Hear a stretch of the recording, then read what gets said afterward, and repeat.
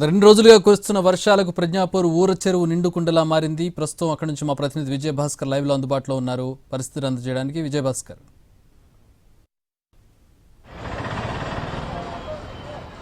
చక్రి ప్రజ్ఞాపూర్ ఊర చెరువు గత 2 రోజుల నుంచి కూడా కురుస్తున్న వర్షాలతో నిండుకుండలా మారి ఆలుకుపోతుంది. ఈ నేపథ్యంలోనే ప్రజ్ఞాపూర్ టౌన్లోకి వరద నీరు వచ్చి చేరుతుంది. కాలనీల గుండా ఊర చెరువు వరద నీరు భారీగా వస్తుంది. ఈ నేపథ్యంలోనే ప్రజ్ఞాపూర్ గజ్వేల్ రోడ్డు పైన వరద నీరు భారీగా ప్రవహిస్తుంది. ఈ వరద నీరు భారీగా చేరడంతో ఒకవైపు పూర్తిగా ట్రాఫిక్ని క్లోజ్ చేస్తారు. మనం విజువల్స్లో చూడవచ్చు, ఒకవైపు ట్రాఫిక్ పూర్తిగా నిలిపివేసి డైవర్ట్ చేస్తున్న పరిస్థితి ఉన్న నేపథ్యంలో ప్రజ్ఞాపూర్ టౌన్లో పూర్తిగా ట్రాఫిక్ జామ్ అయింది. ఎక్కడైతే డైవర్షన్ ఉంటుందో ఆ డైవర్షన్ నుండి హెవీ వెహికల్స్ వెళ్లాల్సి ఉంటుంది కాబట్టి ఈ డైవర్షన్ సమయంలో భారీగా ఆ సమయం తీసుకుంటుంది. కిలోమీటర్ల మేర ట్రాఫిక్ జామ్ అయింది. మరొక వైపు మనం విజువల్స్లో చూడవచ్చు, ప్రజ్ఞాపూర్ చెరువు నిండుకుండలా మారడంతో కాలేళ్ల నుండి నీరంతా కూడా వరద నీరు భారీగా వస్తుంది.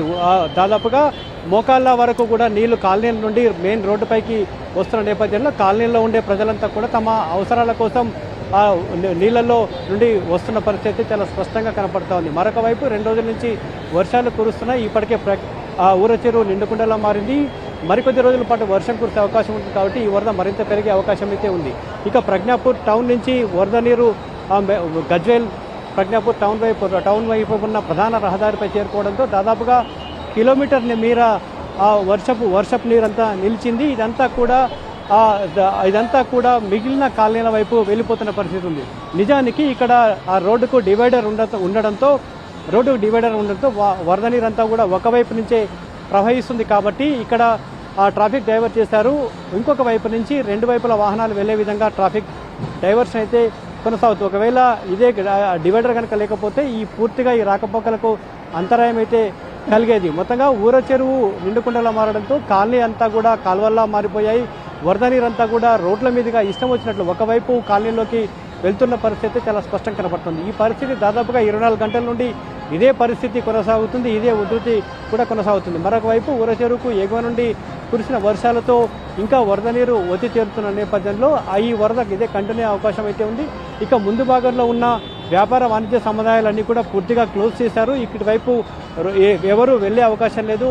1-2 పెట్రోల్ బంక్ కూడా ఉంది. దాంట్లోకి నీరు చేయడంతో పూర్తిగా క్లోజ్ చేసిన పరిస్థితి ఉంది. మరొక వైపు అక్కడక్కడ మ్యాన్హోల్స్ కూడా ఉన్నాయి. అవి కూడా తెరుచుకోవడంతో ఇటువైపు కూడా ఎవరిని అనుమతించట్లేదు. దాదాపుగా కిలోమీటర్ తర్వాత మాత్రమే కొంత వరద ఉధృతి తక్కువగా ఉంది కాబట్టి అటువైపు వాహనాలను అనుమతిస్తున్న పరిస్థితి చాలా స్పష్టంగా కనబడుతుంది. మొత్తంగా 2 రోజుల నుంచి కురుస్తున్న వర్షాలు ప్రజ్ఞాపూర్ టౌన్ని మాత్రం వరదలు ముంచెత్తాయని చెప్పొచ్చు. నీరంతా కాలనీలన్నీ కూడా అలవలా మారిన పరిస్థితి చాలా స్పష్టంగా కనబడుతోంది. మరికొద్ది రోజుల పాటు వర్షాలు కురిసే అవకాశం ఉంది కాబట్టి ఇదే పరిస్థితి కొనసాగే అవకాశం ఉంది. ఎందుకంటే ఈ కాలనీలకు వచ్చే